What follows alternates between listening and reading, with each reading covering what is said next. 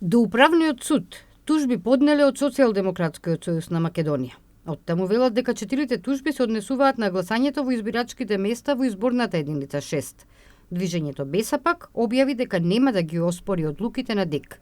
Нив им беа отфрлени 7 од 8 поднесени приговори за изборниот процес. Државната изборна комисија прифати само еден приговор од Беса и поништи гласање на едно избирачко место во Гостивар, а ги отфрли 6 приговори поднесени од коалицијата предводена од Социјалдемократскиот сојуз на Македонија. Решението за поништеното гласање во гласачкото место во Гостивар, според заклучокот на ДИК, треба да биде доставено и до партиите и до коалициите учесници на изборите во изборната единица 6, кои исто така ќе можат да ја обжалат одлуката до Управниот суд. Судот пак има рок од 48 часа по примањето на тужбите да одлучува по нив. Одлуката во рок од 24 часа треба да ја објави на својата веб страница.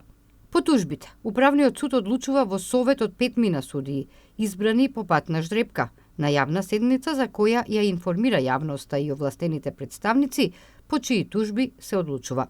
Седницата на Државната изборна комисија за приговорите траеше 3 дена, со што беа пробиени роковите предвидени во роковникот за изборите. Според тоа, се пролонгира и рокот за конечните резултати.